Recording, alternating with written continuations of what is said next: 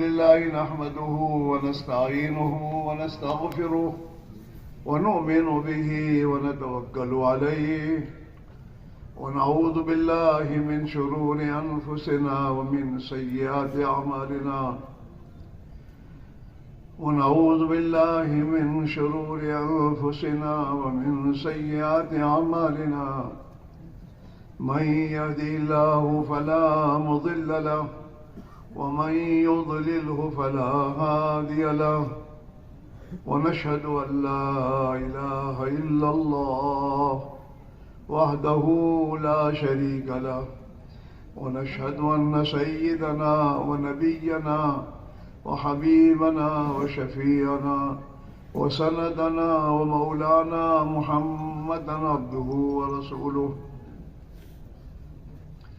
أرسله بالحق بشيرا ونذيرا وداعيا إلى الله بإذنه وسراجا منيرا صلى الله تعالى عليه وعلى آله وأصحابه وبارك وسلم تسليما كثيرا كثيرا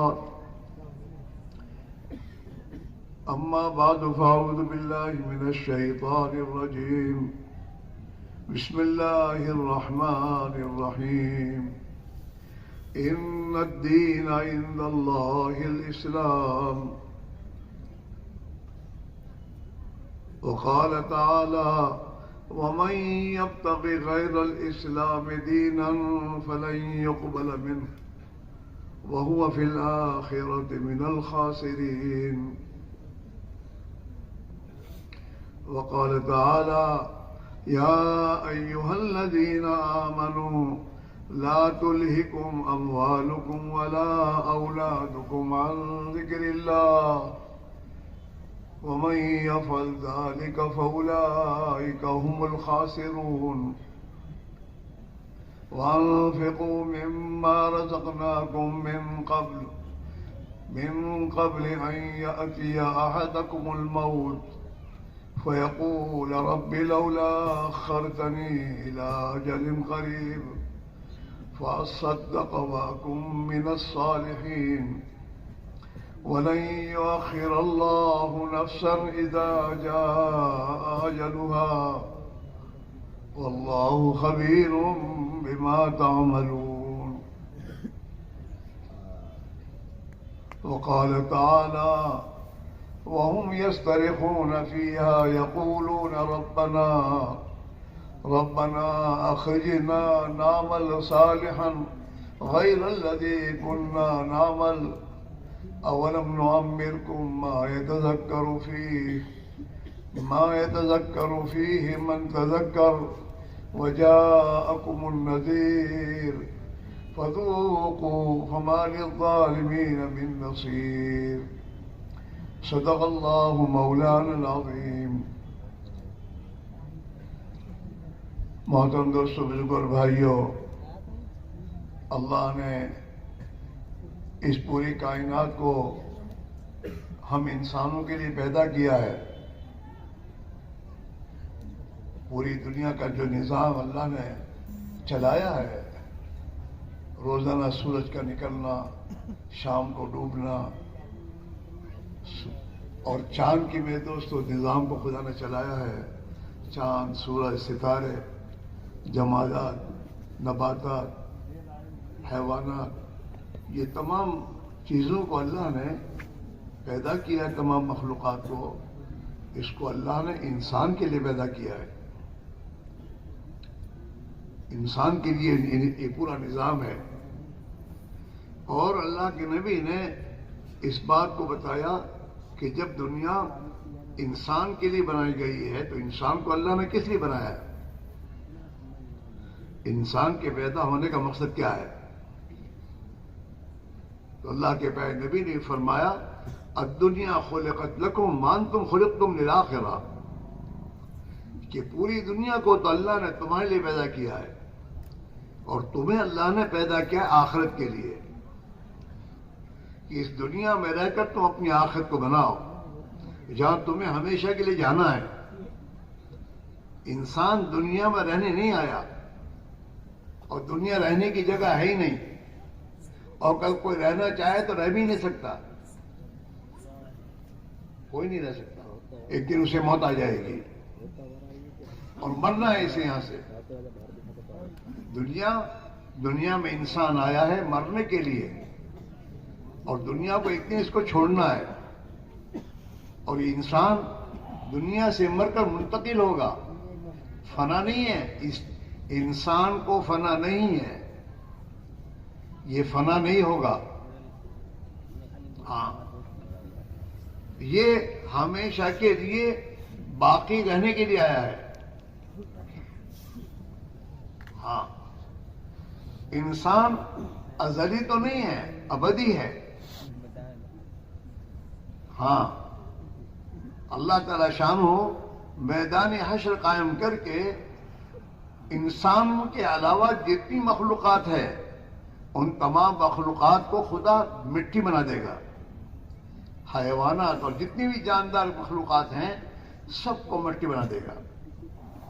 انسان کا میں دوستوں حساب و کتاب ہوگا، اور انسان کے حساب و کتاب کے بعد جناب رسول اللہ صلی اللہ علیہ وسلم نے قسم کھا کر فرمایا، والذی نفس محمد بیدہ، والذی نفس محمد بیدہ ما بعد الموت لیس بعد الموت دارا الا الجنۃ والنار،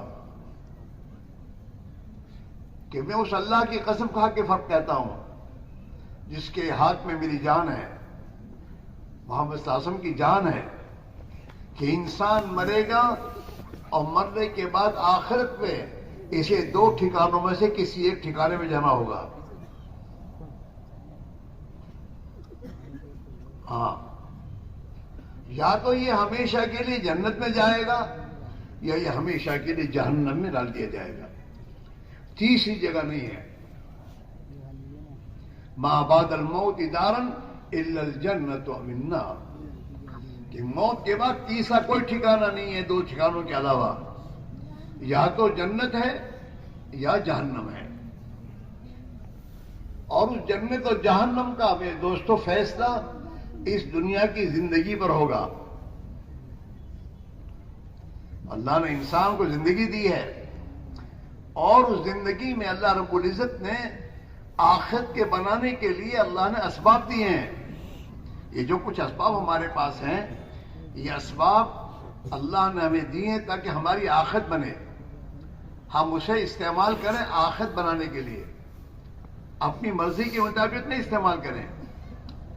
اگر آدمی اللہ نے اس کو جو کچھ دیا ہے، چاہے وہ زندگی ہے، جوانی ہے، طاقت ہے، قوت ہے، حکومت ہے، سلطنت ہے، ہاں مال اور پیسے اور کوڑیاں ٹھیک رہے ہیں، یہ جو کچھ اللہ نے دیا ہے اس لیے دیا ہے تاکہ اس کے ذریعے یہ اپنی آخرت بنائے۔ دنیا بنا کے کیا کرے گا یہ؟ اگر اس نے اپنی دنیا بنائی بھی تو دنیا بنانے کے ساتھ موت آئے گی تو کیا ہوگا؟ چھوٹ جائے گی دنیا، تو دنیا تو چھوڑنی ہے، اور یہ دنیا اس کے ساتھ جائے گی بھی نہیں اگر چاہے گا تو۔ کوئی مرنے والا اپنے ساتھ دنیا کی کوئی چیز لے کے نہیں جاتا۔ اور آخرت میں جو چیز اس کے ساتھ جانے والی ہے وہ ایمان اور ایمانی زندگی ہے، یا بیمان اور بیمانی زندگی ہے جو اس کے ساتھ جائے گی، اور اسی پر آخرت میں فیصلہ ہوگا۔ جنت اور جہنم کا فیصلہ جو ہوگا وہ ایمان اور ایمانی زندگی یا بیمان اور بیمانی زندگی ہے اس پر ہوگا، چاہے وہ بادشاہ ہو، مالدار ہو، غریب ہو، ہاں اور دنیا کا مالک ہو، لیکن اسے مرنا ہے، مر کر یہاں سے منتقل ہونا ہے۔ انسان دنیا میں آنے سے پہلے عالم ارواح میں تھا، اس کی روح عالم ارواح میں تھی، اور اللہ نے اس انسان کو عالم ارواح میں جہاں روحیں تھیں وہاں اللہ نے اس سے ایک اقرار و عہد لیا تھا، جسے کہتے ہیں عہد الست بربکم۔ انسان کی روحیں اللہ اور اللہ کی قدرت سامنے ہے، اور اللہ کی طرف سوال کیا جا رہا ہے کیا میں تمہارا رب نہیں ہوں؟ تو تمام انسان چاہے بادشاہ ہو، رعیت ہو، مالدار ہو، غریب ہو، فقیر ہو، امیر ہو، امریکی ہو، آپ دوستو، اور عربی ہو، کوئی بھی ہو، سب کی روحیں وہاں جمع تھی اور سب کی روحوں نے ایک بات کہی تھی، آپ ہمارے رب ہیں۔ الست بربکم قالوا بلا، سب نے ایک آواز سے کہا آپ ہمارے رب ہیں، ہماری ضرورتوں کو پورا کرنے والے آپ ہیں۔ ہاں، یہ الست بربکم کا عہد اللہ نے عالم اربع میں لیا تھا۔ اب اللہ تعالی شانہ نے انسان کو دنیا میں وجود بخشا اور اس روح کے لیے ماں کے پیٹ میں جسم بنایا، تیار کیا اور انسانوں کے جسم میں اس روح کو منتقل کیا اور پھر دنیا میں ان کو پیدا کیا اور پیدا کرنے کے بعد اب ان کو امتحان کے لیے دنیا کے اسباب دیے اور ان اسباب میں رکھ کر اب یہ اللہ دیکھنا چاہتا ہے کون اللہ کو رب مان کر زندگی گزار رہا ہے کہ میری ضرورتیں تو وہی پوری کرتا ہے، وہیں سے ہو رہی ہے، لہذا مجھے اسی کو ماننا، اسی کی ماننا ہے، یا کوئی جو اور کوئی اپنی ضرورتوں کو پورا کرنا دنیا کے اسباب میں سمجھ رہا ہے کہ ان اسباب سے میری ضرورتیں پوری ہو رہی ہیں اور اس کا یقین کر رہا ہے اور اللہ کی ذات پہ شریک بنا رہا ہے، دوسروں کو پارٹنر بنا رہا ہے اور اسی کی رعایت کے ساتھ چل رہا ہے، دنیا کی رعایت کے ساتھ، نہ اسے سچائی، نہ ایمانداری، نہ بےمانی کی کچھ ظاہر کرنی ہے، بس میری دنیا پہ رہے۔ یہ دو راستے ہیں، یہ امتحان ہے۔ بس مالدار کو مال دیا امتحان کے لیے کہ یہ مال میں اللہ کو رب مان کر چلتا ہے، اللہ کی مان کر چلتا ہے، اللہ کے حکموں کو پورا کر کے چلتا ہے، یا یہ اپنے مال کے نشے میں آ کر خدا کے احکام کو توڑتا ہے۔ غریب کو غربت دی ہے اسی امتحان کے لیے کہ اپنی غربت میں اللہ کی ربوبیت پر یقین کرتا ہے اور اللہ کی ربوبیت پر میرے دوستو اس کو صبر کرتا ہے اور اللہ کے حکموں کو غربت کے زمانے میں جو خدا نے اس کو حکم دیا ہے اس کو پورا کرتا ہے، نہیں کرتا۔ اللہ نے انسانوں کو مختلف حالات میں پیدا کیا ہے اور مختلف حالات کے احکام دیے ہیں۔ کسی غریب کو اللہ نے زکوٰۃ کا حکم نہیں دیا کیونکہ اس کے پاس مال ہی نہیں ہے۔ زکوٰۃ کا حکم اللہ نے مالدار کو دیا کہ اپنے مال میں سے زکوٰۃ ادا کر۔ جس آدمی میں سمجھ اور عقل نہیں ہے، عقل ہی نہیں ہے، سمجھ بوجھ ہی نہیں ہے، پاگل ہے، تو اللہ نے اسے کوئی حکم نہیں دیا کہ نماز پڑھ، عقل سمجھ ہی نہیں اس کے پاس۔ چھوٹے بچے نہ سمجھیں، کہیں پر نماز فرض نہیں کی، 15 سال ہونے کے بعد اب سمجھ آئی ہے، سمجھ اب نماز پڑھو۔ بیمار کو اللہ نے حکم دیا نماز پڑھنے کا، لیکن بیماری کی رعایت کے ساتھ حکم دیا نماز پڑھنے کا کہ اگر تو بیمار ہے، کھڑے ہو کے نماز نہیں پڑھ سکتا ہے تو بیٹھ کے نماز پڑھو۔ بیٹھ کے نہیں پڑھ سکتا تو اللہ نے کہا سو کر نماز پڑھ، لیٹے لیٹے نماز پڑھ، اشارے سے نماز پڑھ۔ حالات بدلے ہیں تو اللہ نے انسانوں کی حالات جو انسانوں پر رات دن آتے ہیں ان حالات کے مقابلے میں اللہ نے احکام دیے ہیں کہ اس حال میں خدا کے اس حکم کو تو پورا کر، اگر تو یہ حکم پورا کر دے گا تو نے اپنے رب کے ساتھ سچائی کا معاملہ کیا ہے کہ اللہ کے سامنے اقرار کر کے آیا ہے کہ آپ ہی ہمارے رب ہیں، یعنی ہم آپ کی مان کر چلیں گے۔ کلمے میں یہی اقرار ہے، کلمہ لا الہ الا اللہ محمد الرسول اللہ، یہ کلمہ اقرار ہے، ایمان کا اقرار کرتا ہے، اس میں یہی اقرار کرتا ہے کہ آج سے تو میرا رب ہے اور میں آج سے تیری بات کو مانوں گا۔ جس میں کلمہ پڑھا اس کلمے پڑھنے کے معنی یہ ہے کہ اس نے اللہ کی بارگاہ میں اس کا اقرار کیا کہ اللہ تو میرا رب ہے، تو میرا معبود ہے، میں تیری عبادت کروں گا اور تیرے نبی محمد رسول اللہ صلی اللہ علیہ وسلم کے طریقے پر تیری عبادت کروں گا. یہ اقرار انسان کا. اب اسی اقرار کے بارے میں قیامت کے دن اس کا سوال جواب ہے کہ تم دنیا میں یا آیت یا رستوں میں تم نے جو اقرار کیا تھا اس اقرار کی پابندی کے ساتھ زندگی گزار کر آئے ہو. ہر ایک سے سوال ہے. ہاں اسی لیے میں دوستو حدیث میں آتا ہے لا تزال قدم ابن آدم حتی یسأل عن اربع، یا اور ایک روایت حتی یسأل عن خمس، کہ آدم کے بیٹے کے قدم میدان حشر سے اس وقت تک نہیں ہٹیں گے جب تک 5 سوال کا معقول جواب انسان نہ دے دے. اور میدان حشر کیا ہے؟ کہ میدان حشر ایک ایسا میدان ہے جہاں انسان مادرزاد اندھے، مادرزاد میرے دوستو ننگے میرے دوستو کھڑے ہوں گے، اور یہ سورج جو آج لاکھوں میلوں دور ہے وہ انسان کے سر کے قریب 1 میل، علماء نے لکھا میل کے معنی 1 میل جو مسافت کا ہے، یا میل آنکھوں میں سرما ڈالنے کی جو سلی ہوتی ہے اس کو بھی عربی میں میل کہتے ہیں. کہ یہ سورج انسانوں کے اتنے قریب ہوگا، اور جب اتنے قریب ہوگا تو انسان میدان حشر میں سورج کی گرمی سے اور اپنے گناہوں کی نحوست کی بنیاد پر یہ اپنے اس پسینے میں ڈوبا ہوگا. میرے دوستو کوئی ناف تک، کوئی گلے تک، کوئی پورا کا پورا میرے دوست اندر میں دوست ڈوبا ہوا ہوگا، اور سورج کی گرمی سے پریشان ہوگا، اور اتنا پریشان ہوگا کہ انسان چیخ اٹھے گا یا اللہ جہنم میں ڈالنا ہے تو ڈال دے، لیکن اس میدان حشر کے عذاب سے ہمیں نجات دے دے. اس میدان حشر میں انسان کے قدم ہٹیں گے نہیں جب تک یہ 5 سوال کا جواب نہ دے. ان عمرہ فیما افنا، اللہ کی طرف سوال ہوگا میں نے تمہیں زندگی دی تھی، اس زندگی کو تم نے کہاں ختم کیا؟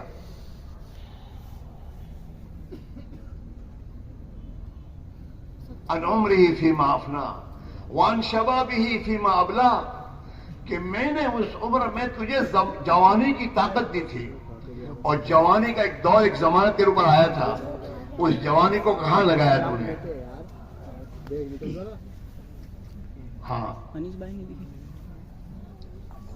جوانی میں اللہ کے احکام ہیں، نماز، عبادت کے، روزے کے، زکوٰۃ کے. جو آدمی 15 سال کا ہو گیا اور 15 سال کی عمر میں اگر اس کے پاس مال ہے، اتنا مال ہے جس سے 52 تولہ چاندی، 52.5 تولہ چاندی آ سکتی ہے آج کے دور میں. وہ میرے دوستوں جتنے بھی پیسے ہوتے ہوں آپ گن لیجئے، اتنا پیسے اس کے پاس ہے، اس کے اپنے ہیں، مالک ہے وہ. علماء سے پوچھئے کہ اب اس مال میں اس کو کیا کرنا چاہیے، کیا اللہ کا حکم ہے؟ اسے زکوٰۃ دینی پڑے گی، اس کا زکوٰۃ اس پر واجب ہو رہی ہے. جی ہاں، جوان ہے، جوانے میں شادی کرتا ہے تو شادی کرنے کے بعد اب اس کی بیوی کے بارے میں اس پر احکام ہے کہ تیری بیوی کو رکھنے کے لیے مکان تیرے پر اس کا حق ہے، اس کا لباس دینا تیرے پر حق ہے، اسے کھانا کھلانا تیرے پر حق ہے. حقوق آ رہے ہیں، اب خدا کے حکام آ رہے ہیں. اور آدمی پر اس کی بے دوستوں جتنی طاقت ہے اس طاقت کے اعتبار سے اپنی بیوی بچوں کا نفقہ ہے. یہ نہیں ہے کہ یہ 5 اسٹار میں کھانا کھاتا رہے اور انہیں میرے دوستوں دال روٹی کھلاتا رہے. یہ نہیں ہے، جواب دینا ہوگا اس کو. جوانی میں اس کو احکام ہے کہ اپنی نگاہ کی حفاظت کر، کسی عورت پر بدنگاہی مت کر. جوان میں اس پر میں دوست احکام ہے اس پر. ہاں، اللہ کی عبادت کر، اللہ نے طاقت دی ہے، قوت دی ہے، تو یہ اللہ نے اپنی عبادت اور اپنی طاعت کے لیے دی ہے. نافرمانی نہیں دی کہ جوانی کے نشے میں آ کر تو خدا کا نافرمان بن جا. اس لیے نہیں ہے. جوانی اس لیے نہیں ہے تاکہ دنیا میں گھومتا پھرے. جوانی تو اسے تک اللہ کی عبادت کرے, تو اللہ کی اطاعت, اللہ کی عبادت, اللہ کی مخلوق پر کی خدمت, جو اللہ نے جسے تجھے حکم دیے ہیں اس کو پورا کر. گھومنے پھرنے کی جوانی نہیں ہے. شبابی فیما ابلا, کہ جوانی کو کہاں لگایا تم نے؟ جوانی دنیا جمع کرنے کے لیے نہیں ہے. جوانی تو اللہ کا بندہ بننے کی محنت کا زمانہ ہے. جوانی میں تو ڈاکٹر بنتا ہے, جوانی میں انجینئر بنتا ہے, جوانی میں تو کرکٹر بنتا ہے, جو کچھ بنتا ہے. جوانی میں اللہ کا بندہ بننے کی محنت کر کے میں اللہ کا بندہ بن کے جوانی گزاروں. چنانچہ اللہ کے نبی نے فرمایا اللہ کو وہ جوان بہت پیارا لگتا ہے جو جوان جوانی میں اللہ کی عبادت کرتا ہے, اور اللہ اس سے خوش ہوتے ہیں. اور خوش ہو کر اللہ قیامت کے دن ایسے جوانوں کو جنہوں نے اپنی جوانی کا زمانہ اللہ کی اطاعت میں, اللہ کو راضی کرنے والے اعمال میں, مخلوق خدا کی خدمت میں, ماں باپ کی خدمت کرنے میں, ماں باپ کو خوش رکھنے میں, اپنے بھائی بہنوں کی خدمت کرنے میں اور ان کے ساتھ اچھا برتاؤ کرنے میں جن جوانوں نے اپنی جوانی لگائی ہوگی, اللہ خوش ہو کر قیامت کے دن انہیں اپنے عرش کے سائے میں جگہ دے گا. یہ اللہ کے عرش کے سائے میں ہوں گے. جوانی اس لیے ہے, جوانی اللہ کا بندہ بننا. 24 گھنٹے کی زندگی جس اللہ نے مجھے وجود بخشا ہے, آنکھیں دی ہیں, ہاتھ دیے ہیں, پیر دیے ہیں, طاقت و قوت دی ہے, اس اللہ کا مجھ پر کیا حکم ہے؟ میں کیا دیکھوں کیا نہ دیکھوں, کیا اپنے ہاتھوں کو کہاں استعمال کروں کہاں استعمال نہ کروں, اپنے پیروں سے کہاں جاؤں کہاں نہ جاؤں, یہ تمام احکام اللہ کے ہیں. جوانی میں خدا کے ان احکام کو سیکھنا سمجھنا اور اپنی زندگی کو اس کے تابع کر کے زندگی گزارنا, اس لیے جوانی ہے. جوانی اس لیے ہے تاکہ جوان اپنی جوانی کی قوت کو اللہ کا کلمہ دنیا میں روشن ہو, خدا کی مخلوق اپنی جہالت سے نکل کر اور خدا کی نافرمانی کی زندگی چھوڑ کر اللہ کی اطاعت اور زندگی کی طرف آئے. اس کی محنت کے لیے جوانی ہے. کھیلنے کودنے کے لیے نہیں ہے جوانی. جوانی کی طرف کے لیے قیامت کے اللہ پوچھے گا جوانی کہاں لگا کر آئے. حالانکہ زندگی میں بچپنا بھی آ گیا, جوانی بھی آ گئی, بڑھاپا بھی آ گیا, لیکن جوانی کا زمانہ ایک کریم زمانہ ہے. اسی میں آدمی بنتا ہے جو کچھ بننا چاہے. چور بنے گا جوانی میں بنے گا, ہنسنے کی بات نہیں ہے. جوانی میں بنے گا, شاہکار جوانی میں بنے گا, عالم جوانی میں بنے گا, حافظ جوانی میں بنے گا. اللہ کی اطاعت و زندگی بھی اپنی جوانی میں آدمی اختیار کرے گا. جوانی اس لیے ہے, جوانی بننے کا زمانہ ہے اور جوانی بگڑنے کا بھی زمانہ ہے. جوانی کے زمانے میں آدمی اگر بننا چاہے تو میرے دوستو اللہ کا نیک بندہ, اور دنیا میں میرے دوستو اپنے ماں باپ اور اپنے خاندانوں کے نام کو روشن کرنے والا بن سکتا ہو. ہاں,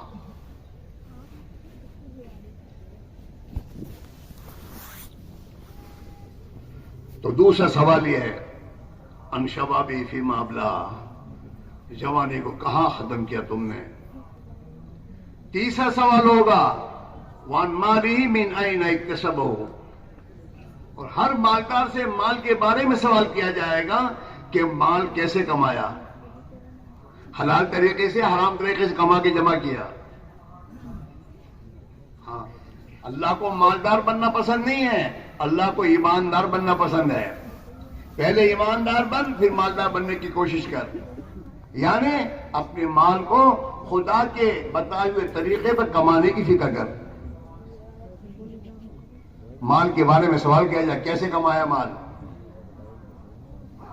اور چوتھا سوال یہ ہوگا من وَأَيْنَ أَنفَقْتَهُ, اس مال کو کہاں خرچ کیا تم نے. انسان مال کے خرچ کرنے میں آزاد نہیں ہے, جہاں چاہے کر لے. اللہ نے قرآن پاک میں مال کے خرچ کرنے کی جگہ بتائی کہ مال کہاں خرچ کرو گے. زکات تو یہ میرے دوستو آخری ہے کہ تو اگر اللہ کے دیے مال کو نہیں خرچ کرتا تو تیرے تیور 40واں حصہ اللہ نے زکات فرض کی ہے، اس کو تو کسی حال میں خرچ کرنا ہے.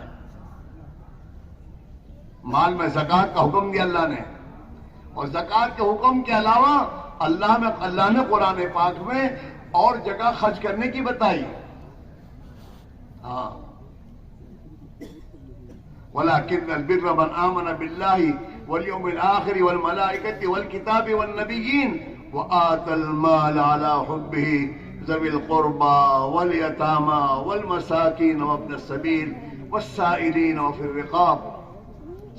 سات جگہ دوسری کہ جو مالدار جس کو اللہ نے مال دیا ہے وہ زکات دینے کے علاوہ اپنے رشتہ داروں جو ضرورت مند ہے رشتہ داروں پر خرچ کرے، یتیموں پر خرچ کرے، مساکین پر خرچ کرے. وآتِ القربى علی حبی، ہاں، ذوی القربى والیتامى والمساکین وابن السبیل. مسافر لوگ تمہارے محلوں میں، تمہارے گھروں پر تم دیکھ رہے ہو کہ ایک اجنبی آدمی ہے، مسافر آدمی ہے، اس کی ضرورت مند ہے تو اس پر خرچ کرو. ہاں، وفی الرقاب، اور غلاموں کو آزاد کرنے میں لگاؤ کہ غلامی میں ہے، اب اس کا مال مجھے اللہ نے دیا ہے، اسے غلامی سے آزاد کرو. آج کل غلامی نہیں ہے تو آج ایسے لوگ، ایسے مسلمان جو بیچارے قرض میں ڈوب گئے اور قرضوں میں سے نکلنے کا کوئی ان کے پاس حال نہیں ہے، اب انہیں قرض میں ڈوبے کو نکالنا یہ مالداروں کی ذمہ ہے. والسائلین وفی الرقاب، تمہارے پاس جو لوگ اپنی ضرورتیں لے کر آئے تو ان کی ضرورتوں کو پوری کرو. ہاں، وَأَقَامَ الصَّلَاةَ، یا پھر وَآتَ الزَّکَاةَ پھر مستقل حکم ہے. اس کے معنی یہ ہے یہ اگلے جو جتنے پہلے تو خرچ کرنے کی جگہ بتا رہا ہے قرآن وہ زکات کے علاوہ ہے. میں تو دھوکہ دیتا ہوں تو کون سا احسان کرتا ہے زکات دیتا ہے تو؟ اللہ نے تجھے مال دیا ہے، اس مال کی 40واں حصہ تو دے رہا ہے، ان 40 حصے تو تیرے پاس ہیں. پھر اس مال میں اوروں کا حقوق حق ہیں. آج کا میرے دوست نکما انسان یوں پوچھتا ہے ماں باپ کو زکات دے سکتا ہے؟ پاگل کے بچے، جس ماں نے اپنے خون کو دودھ بنا کر تجھے پلایا انہیں زکات دینے کی بات کر رہا ہے. تیرا مال کس کام کا ہے؟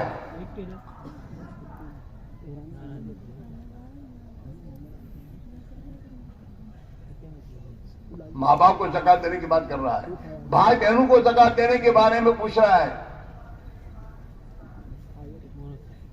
چاہے بھائی بہنوں کو زکات دینے کا اجازت تو ہے، لیکن بہت سے زکات دینے کے بعد تیرے پاس بہت مال ہے، کہاں لگائے گا اس کو؟ پوچھا جائے گا مال کو کہاں لگایا تو نے؟ ہاں، آج اپنا مال 5 اسٹار ہوٹل میں جا کے خرچ کرنے کی مزے تو آ رہے ہیں، جب جواب دینے کا وقت آئے گا تو پتہ چلے گا.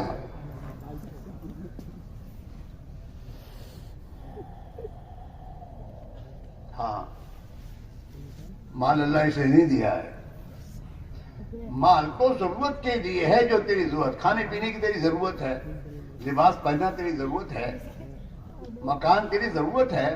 حدیث میں آتا ہے آدمی کی 5 ضرورتیں ہیں: رہنے کے لیے مکان، پہننے کے لباس، کھانے کے لیے کھانا، اپنی ضرورت اور خواہش پوری کرنے کے لیے اپنی بیوی، اور اپنے کام کے لیے اپنی سواری.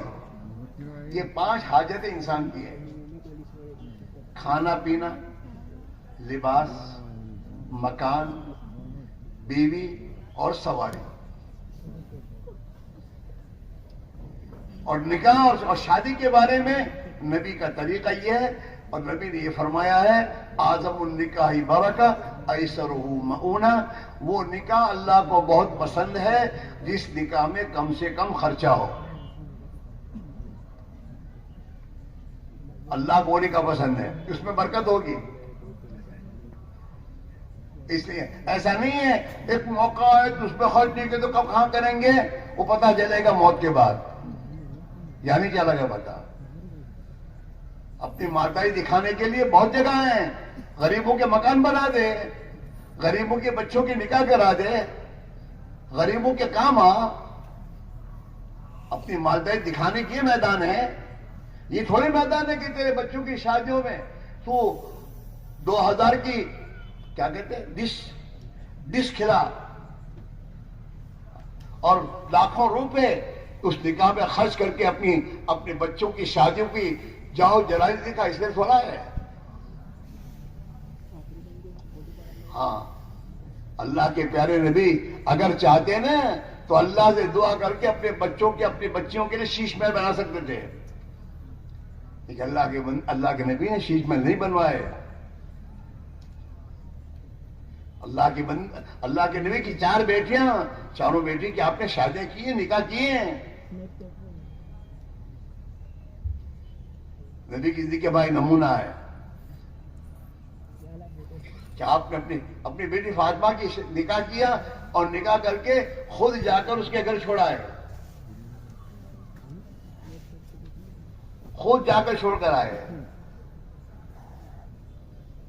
اور جہیز میں جو اپنے پاس تھا وہ دے دیا کہ بھئی میری بیٹی کو گھر میں آٹا پیسنے کے لیے چکی کی ضرورت ہے، چکی دے دیا آپ نے، اور جو ضرورت کی کچھ چیزیں وہ دے دی، ہو گیا۔ کوئی جہیز اٹھا کے 1500 لوگ لے کے تھوڑے گئے تھے گھر۔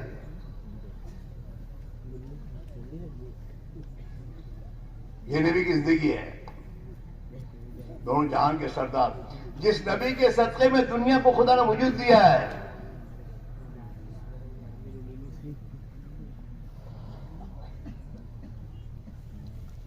مال اس لیے نہیں ہے، مال تو اللہ نے دیا ہے کہ وہ تو اللہ کے نام پر، خدا کے مخلوق پر خرچ کر، اس لیے اللہ کو سخی بہت پسند ہے، سخی بہت پسند ہے۔ اور اللہ کے نبی نے فرمایا سخاوت کا درخت جنت میں ہے، سخاوت کا درخت جنت میں ہے، اور اس کی شاخیں دنیا میں لٹکی ہوئی ہیں۔ جو بندہ اللہ کا بندہ اللہ کے نام پر خدا کی مخلوق پر خرچ کرتا ہے، سخاوت کرتا ہے، گویا اس نے اس درخت کی شاخ کو پکڑا اور وہ جنت میں پہنچے گا۔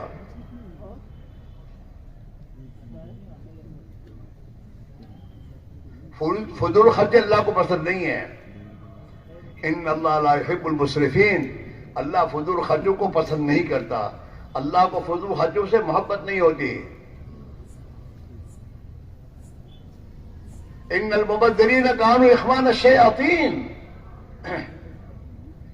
ہاں، جو فضول خرچی میں اور خدا کی نافرمانی کے کاموں میں اپنا مال خرچ کرتے ہیں، یہ تو شیطان کے بھائی ہیں۔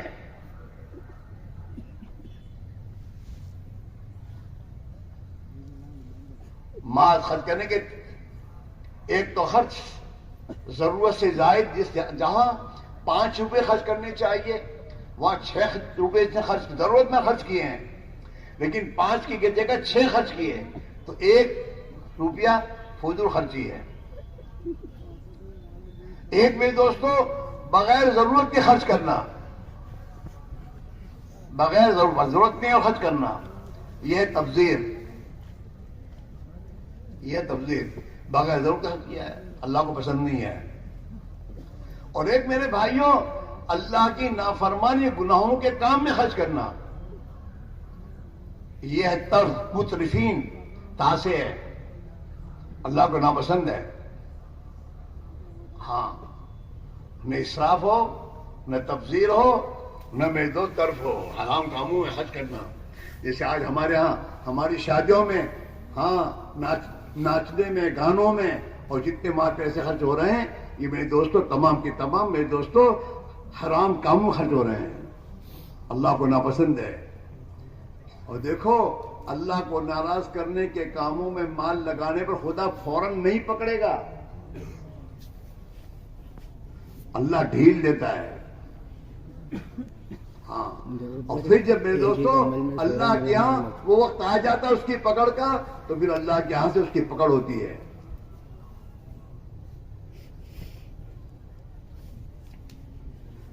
اور اچانک ہوتی ہے.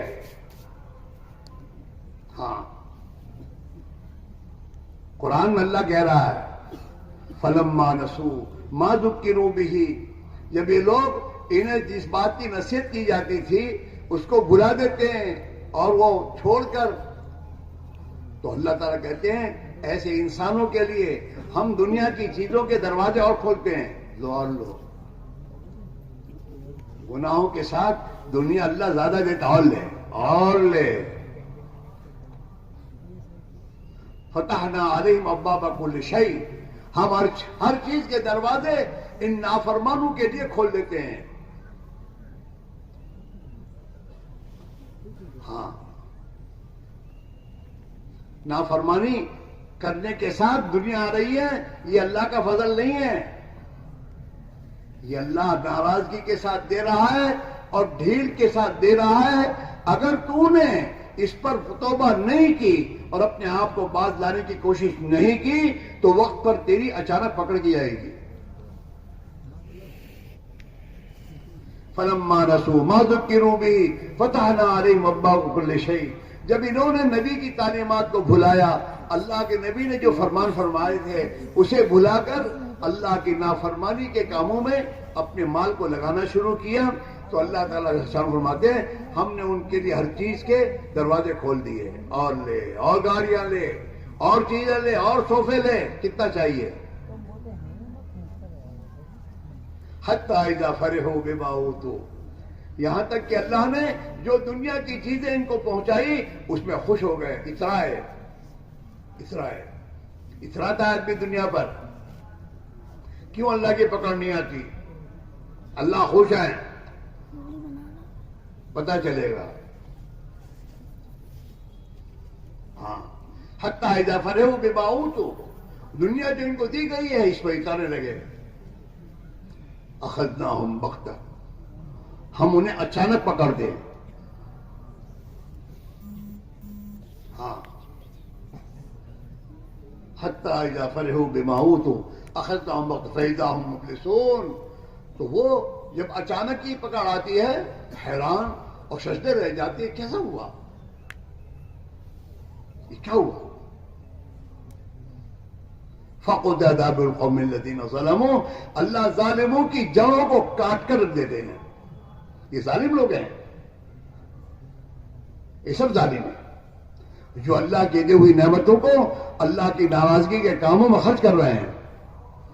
اللہ کی بارگاہ میں ظالم کیے جائیں گے اور اللہ ان کی جڑوں کو کاٹتا ہے.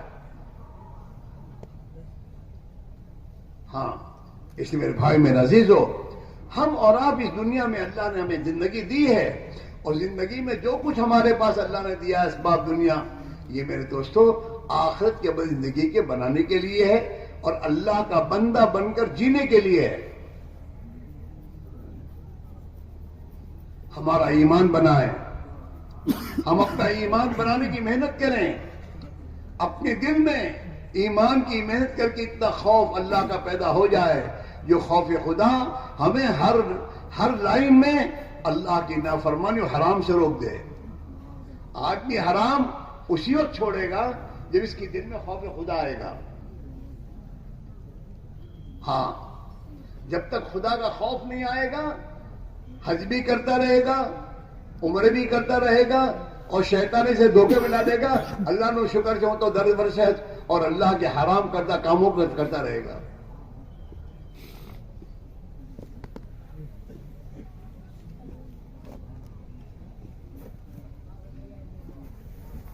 ہاں، محنت کر کے اپنے ایمان کو بنانا.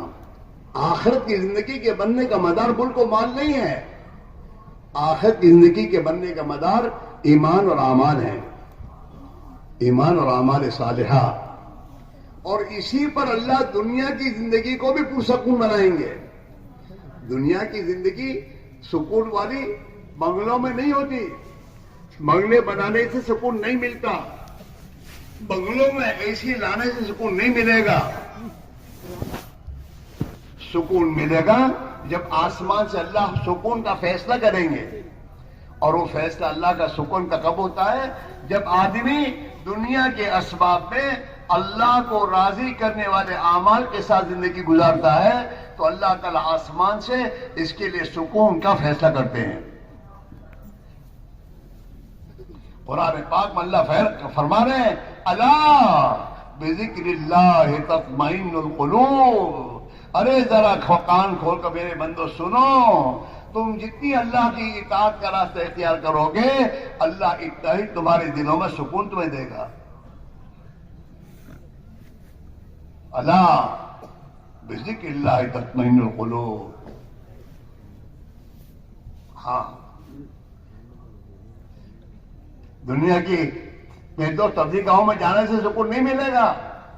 وہاں جا کر خدا کی جتنی نافرمانیاں کرو گے نا اس کا اثر گھر پر آئے.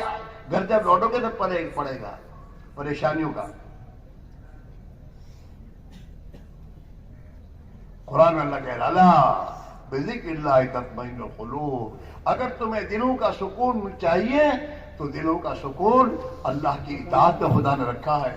جتنا تم اللہ کو راضی کرو گے، اللہ کی اطاعت، نمازیں پڑھو گے، حلال روزی کماؤ گے، خدا کی مخلوق پر خرچ کرو گے، جتنا تم اللہ کی اطاعت کا راستہ اختیار کرو گے اللہ تمہارے دلوں میں سکون تمہیں دے گا. غریب اس لیے پریشان نہیں کہ اس کے پاس مال نہیں ہے. غریب اس لیے پریشان ہے کہ یہ غربت میں بھی خدا کی نافرمانی کر رہا ہے، نمازیں چھوڑ رہا ہے، لوگوں کو ستا رہا ہے، اللہ کی نافرمانی کے رائے اختیار کیے ہوئے ہے. اس لیے اللہ نے اس کی زندگی کو میرے دوست پریشان کر رکھا ہے. ہاں، دنیا کا آنا جانا یہ تو امتحان کے لیے ہے. ہاں، راحت کے نقشوں میں اللہ راحت دے گا تو راحت ملے گی، ورنہ راحت کے نقشے میں خدا رکھ کر جب اس بنگلوں میں رہنے والا خدا کی نافرمانی کرے گا، نمازیں چھوڑے گا اور اس بنگلوں میں میرے دوستو خدا کے ناراض کرنے والے اعمال کرے گا تو اللہ تعالیٰ وہاں اس کے لیے پریشانی کے دروازے کھولے گا.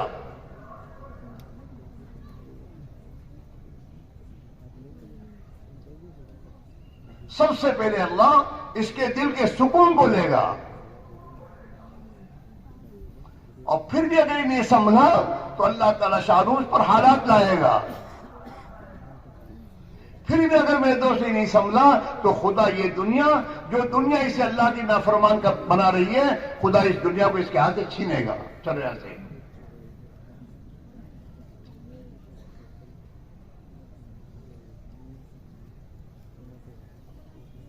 بے چینی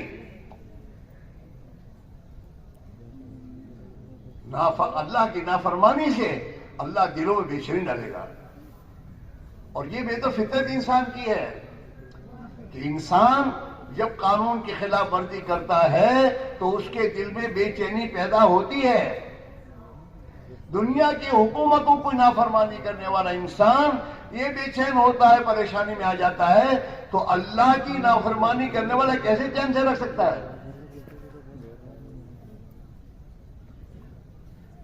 تمہارا احمد آباد کا نگر سیٹھ، وہ نگر سیٹھ میں 2 کروڑ کی مطلب گاڑی لے کر 2 کروڑ کی گاڑی اور اپنی بیوی خوبصورت بیوی کو لے کر اور اس گاڑی میں تمام کھانے پینے کے اسباب لے کر یہ نکلا. اور نکلنے کے بعد میرے بھائیوں، میرے دوستوں، شہر میں گھسا اور شہر میں گھسنے کے بعد نو انٹری وے میں گھس گیا. اور بیوی نے کہا کہاں جا رہے ہو؟ کہ کیا ہے؟ یہ تو نو انٹری وے ہے. بس یہ نو انٹری وے سنے گا نا وہیں سے دل کا سکون اوسوت ہے.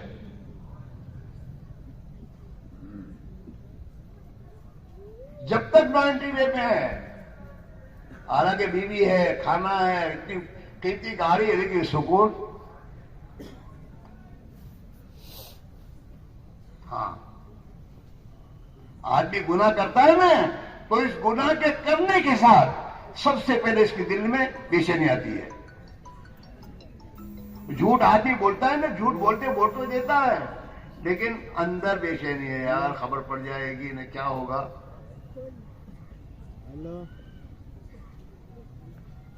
آدمی کسی کی ماں بہو سے منہ کالا تو کرتا ہے اور منہ کالا کر بھی لیا ہے لیکن اندر بے چینی ہوتی ہے کہ یار کچھ پتا چل جائے گا تو کیا ہوگا. میرے بھائیوں, یہ پوری کائنات کا مالک ایک اللہ ہے اور اللہ کی زمین پر زندگی گزار رہے ہیں اور اللہ کے احکام کو توڑ کر, نمازیں چھوڑ کر, خدا نے جن چیزوں سے منع کیا ہے اس کا ارتکاب کر کے کیسے چین مل سکتا ہے؟ نہیں مل سکتا. اس میرے بھائیوں, زندگیاں جس اللہ نے پیدا کیا ہے اور جس اللہ نے پوری کائنات کو ہمارے لیے پیدا کیا ہے, اس اللہ نے جیسے زندگی گزارنے کا اپنے پیارے نبی علیہ الصلوۃ والسلام کے ذریعے ہمیں زندگی گزارنے کا جو راستہ دین اسلام دیا ہے, اس کو زندگی میں جتنا لایا جائے گا, اپنے بچوں کی زندگی میں, اپنے خاندانوں کی زندگی میں, اپنے کاروبار میں جتنا خدا کی نافرمانیاں کرو گے, یاد رکھو خدا اتنا تمہارے خلاف قانون لائے گا.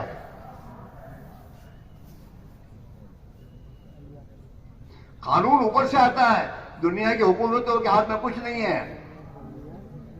اوپر پہلے فیصلے ہوتا ہے, پھر دنیا کی حکومتوں کے ہاتھ پاس آتا ہے. ہاں حدیث کی کتابوں میں آتا ہے اللہ تعالیٰ انسانوں کے اعمال دیکھتا ہے اور ان کے اعمال جو اللہ کو ناراض کرنے کے ہوتے ہیں تو آسمان سے ایک فیصلہ کرتا ہے ان کی زندگی میں, ان پر حالات کا.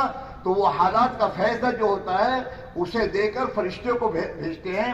فرشتہ دنیا میں آتا ہے, بیت اللہ کا طواف کرتا ہے اور بیت اللہ کا طواف کر کے کہتا ہے, او دنیا کے انسانوں, تمہارے بارے میں اللہ کا آج سے یہ فیصلہ ہے, وہ ہوگا. مسئلہ انسانوں کے ہاتھ میں, مسئلہ تو وہاں ہے اور وہاں کے فیصلے انسان کے اعمال پر. جناب رسول اللہ صلی اللہ علیہ وسلم معراج میں تشریف لے گئے اور آپ نے وہاں جا کے دیکھا کہ کچھ چیز زمین سے آسمان کی طرف آ رہی ہے اور کچھ آسمان سے نیچے جا رہا ہے. تو آپ نے جبریل سے پوچھا, یہ کیا بات ہے جبریل, کیا ہو رہا ہے یہ؟ کہ حضور زمین سے آپ کی امت کے اعمال آسمان پر آ رہے ہیں اور ان کے اعمال کے فیصلے زمین پر جا رہے ہیں. ہاں اللہ کے نبی کا فرمان ہے, زکوٰۃ مسلمان نہیں دے گا تو اللہ آسمان سے بارش کو روکے گا. مسلمانوں کے گھروں میں جتنی بے حیائی, بے شرمیاں, زیناکاریاں, بدکاریاں آئیں گی, آسمان سے اللہ کی طرف سے ایسی ایسی بیماریوں کے فیصلے آئیں گے جو بیماریوں کا کوئی علاج نہیں ہوگا.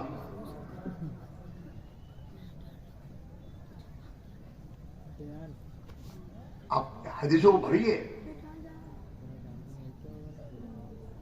مسئلہ ہمارے اعمال کا ہے. ہاں ایک مسلمان 5 وقت کی نماز کی پابندی کرتا ہے تو اللہ کے نبی کی طرف سے اس کو بشارت ہے کہ اس کی نماز کی پابندی پر خوش ہو کر اللہ تعالیٰ سب سے پہلے اس کی روزی کی تنگی دور کرے گا. مجھے اب دعا کرو, وہ پریشان چھو آپ سے, نماز پڑھنی نہیں اور مولوی صاحب سے دعا کرانی ہے.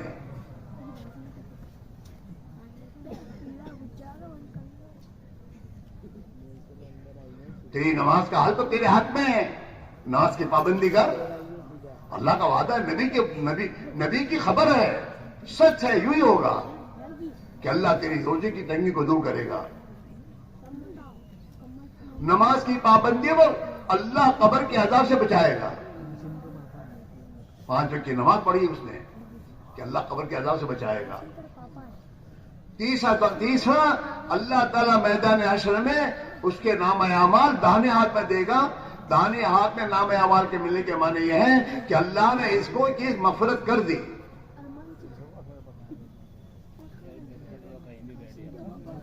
पुल सिरात पर से बिजली की तरफ गुजर जाएगा, हर एक को पुल सिरात पर गुजरना होगा।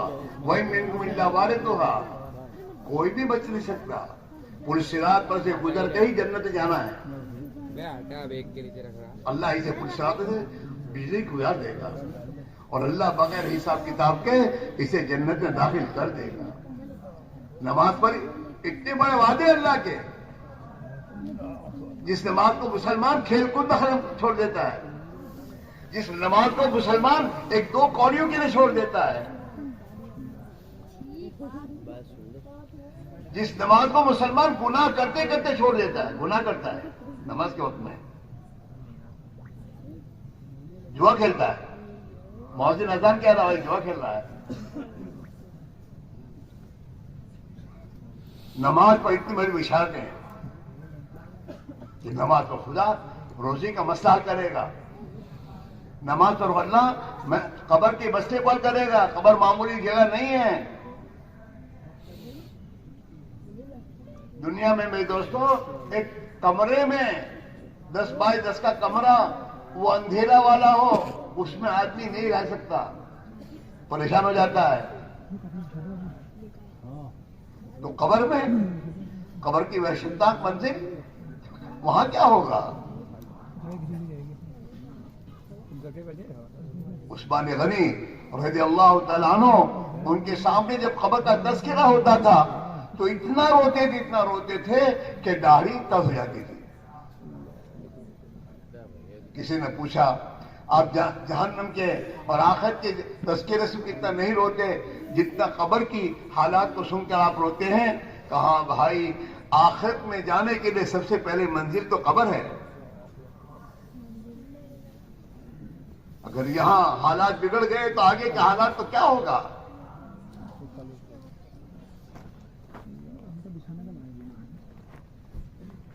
हाँ, हम कब्रिस्तान में जाते हैं, हमें पता एहसास नहीं होता कि कब्र क्या है, कि वहशतनाक मंजिल है यार, यहां मुझे लगे सुनाया जाएगा, क्या होगा मेरा? अल्लाह के नबी नमाज के बाद, हर नमाज के बाद कब्र के अजाब से पनाह मांगते थे। अल्लाहुम्मा इन्नी अऊज़ु बिका मिन अज़ाबिल क़ब्र, ऐ अल्लाह मैं तुझसे कब्र के अजाब से पनाह मांगता हूं।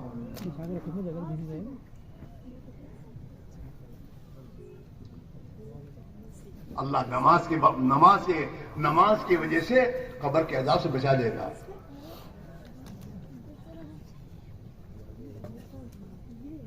मेरे भाई मेरे अज़ीज़ों, आमाल पर अल्लाह ताला शानों की तरफ से दुनिया में अल्लाह ताला अपने बंदों की जिंदगियां, मेरे दोस्तों, पाकी खुशगवार बनाएगा, खुशगवार जिंदगी मिलेगी और मौत के बाद की अवधि जिंदगी इस पर बनेगी, ईमान पर, आमाल पर। इस ईमान और आमाल को जिंदगी में लाने के लिए सहाबा ने ईमान की मेहनत की, तालीम के हलकों में बैठकर आखिरत के तज़किरों को सुनकर अपने दिल में आखिरत का फिक्र और आखिरत का यकीन दिलों में उतारा। जितना यकीन दिल में उतरता चला गया, इतना जिंदगी सही रुख पर आती चली गई। हाँ, आदमी की जिंदगी का मदार यकीन पर ही है। दुनिया का धंधा कौन सा करोगे?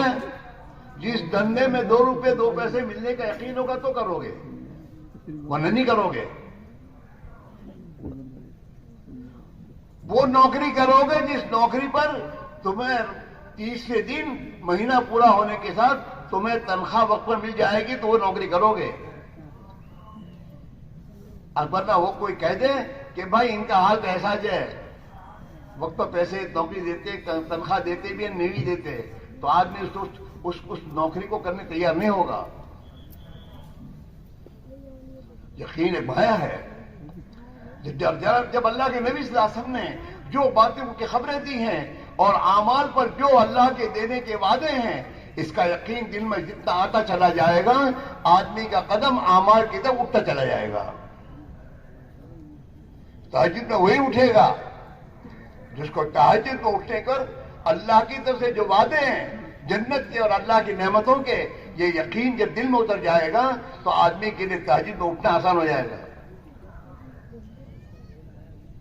روزہ وہی رکھے گا جس کے اندر روزے پر اللہ کے نبی نے جو خبریں دی ہیں کہ روزے پر اللہ اپنے بندے کو آخرت میں کیا کیا نعمتیں دے گا، تو آدمی روزی کے لیے اپنے آپ کو پیش کرے گا۔ یقین ہے، یقین، یقین کی محنت ہے۔ 4 مہینے یا چلہ یا مہینے کے 3 دن جو اللہ کی راہ میں نکل کر محنت کے لیے کہا جا رہا ہے، تاکہ اس محنت کے ذریعے ہمارے دل کا یقین درست ہو، ہمارے دل کا یقین اللہ کے نبی کے وعدوں پر آ جائے، تاکہ ہماری زندگی میں عمل کرنا ہمارے لیے آسان ہو جائے۔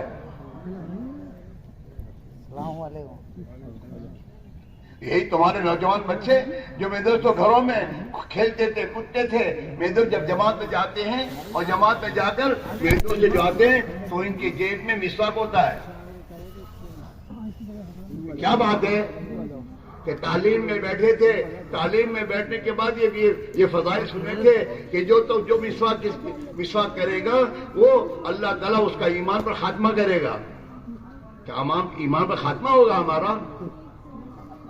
یہ چیز انہیں مجبور کرتے کہ ہاں مسواک لگانا شروع کر دیتے ہیں۔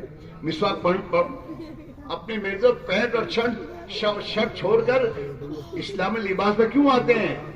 کہ نبی کی سنت پر میں زندگی گزاروں گا تو قیامت کے دن نبی کے ساتھ میرا حشر ہوگا۔ کوئی نہیں کہتا کسی جوان سے ہم نہیں کہتے تیری پینٹ شرٹ چھوڑ دے، وہ تو خود چھوڑتا ہے۔ اندر ایک بات آئی ہے میرے بھائیوں، ایک محنت ہے، اصل موت ہے۔ روزانہ موت قریب آ رہی ہے، روزانہ موت قریب آ رہی ہے، اور موت سے پہلے موقع ہے اپنے آپ کو بنانے کا۔ دنیا بنانے کے چکر میں اپنے کو بھولنا سمجھداری کی بات نہیں ہے۔ جس دنیا کو میں بناؤں گا وہ میرے کام کہاں آنے والی ہے، اور جو اعمال میرے ساتھ آنے والے ہیں اس کی مجھے فکر کرنے کا موقع موت سے پہلے اس کے بعد نہیں ہے۔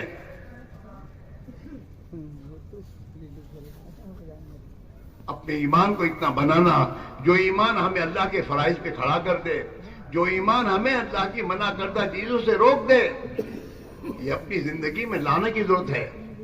ہم اپنی نمازوں کو ایسی جاندار بنائیں جو نمازیں ہمیں فحش اور منکرات سے روک دے۔ نماز کی تاثیر قرآن نے بتائی ہے، ان الصلاۃ تنہی عن الفحشاء والمنکر، کہ بے شک نماز آدمی کو برائی کے کاموں سے، فحش کام سے روک دے گی۔ لیکن کون سی نماز؟ جو نماز بنائی جائے، اسے سکھا جائے، اپنی نماز میں اللہ کے وعدوں کا یقین پیدا کیا جائے، اپنی نمازوں میں اللہ کا دھیان لایا جائے، اپنی نمازوں کو نبی کے طریقے میں پڑھنے کی محنت کی جائے۔ جب آدمی اپنی نماز کیسی بنائے گا پھر یہ نماز کی تاثیر زندگی میں آئے گی۔ صابن کا تو کام ہی میل دور کرنا ہے، لیکن اگر آدمی کوئی صابن لائے اور کپڑے کو دھوئے اور کپڑے کا میل صاف نہ ہو تو کیا کہو گے؟ کہ صابن صحیح نہیں ہے، صابن میں کوئی مسٹیک ہے۔ ہم نمازیں پڑھتے ہیں اور نمازیں پڑھنے کے بعد ہم سے گناہ نہیں چھوٹ رہے، کیا مطلب ہے؟ ہماری نمازوں میں مسٹیک ہے۔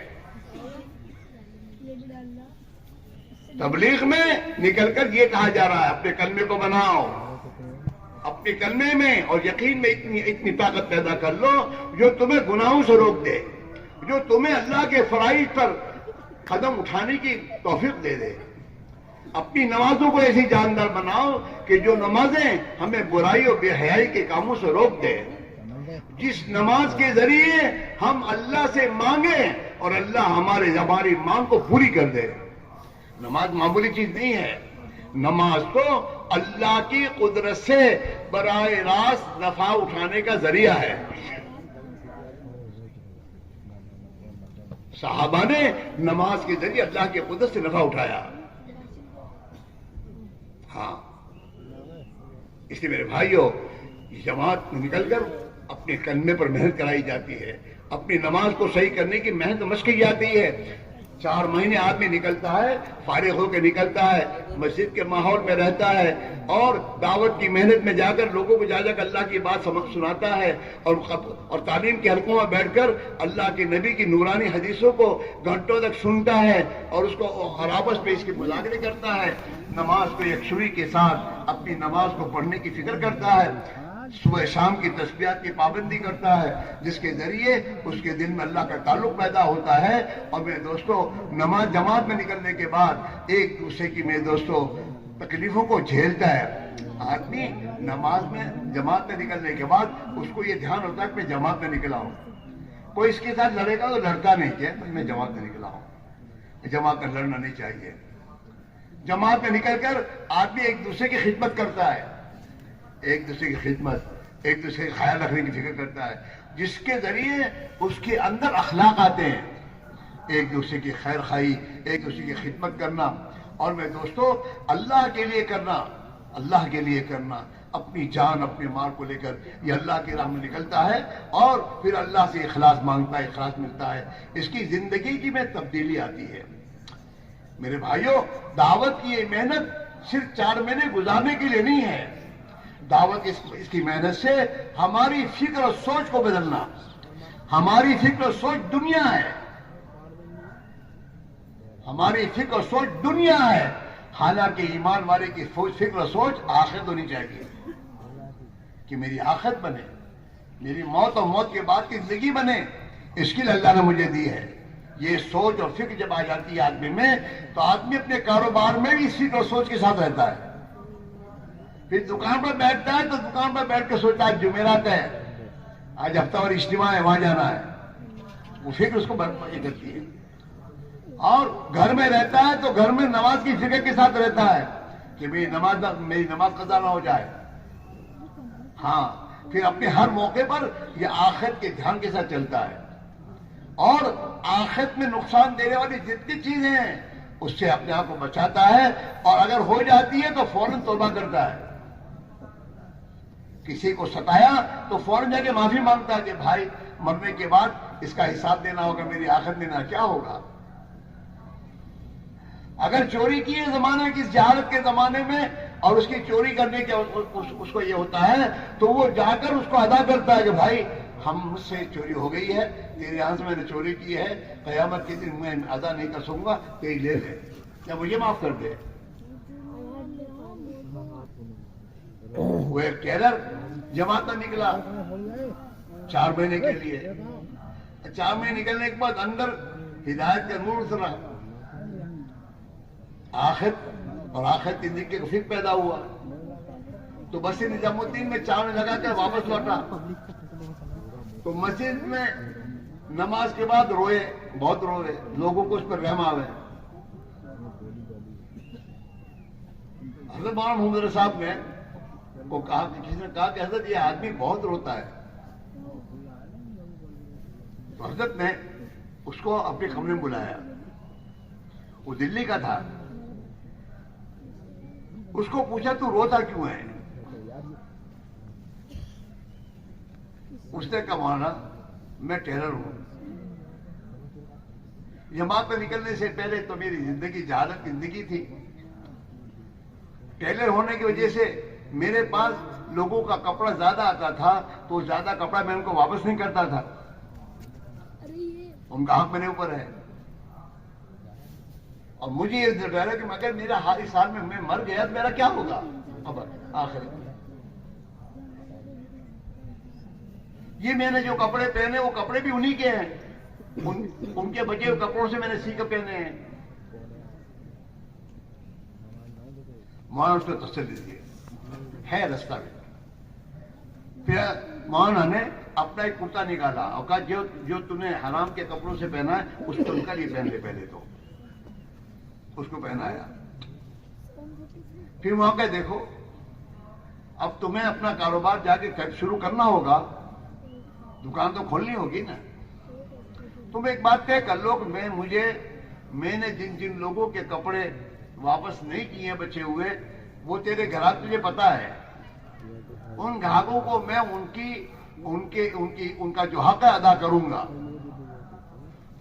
اور تم سے معاف کراؤں گا، اگر معاف کریں گے تو ٹھیک ہے، ورنہ ان کا حق مجھے ادا کرنا ہے، یہ طے کر کے تو دکان کھول۔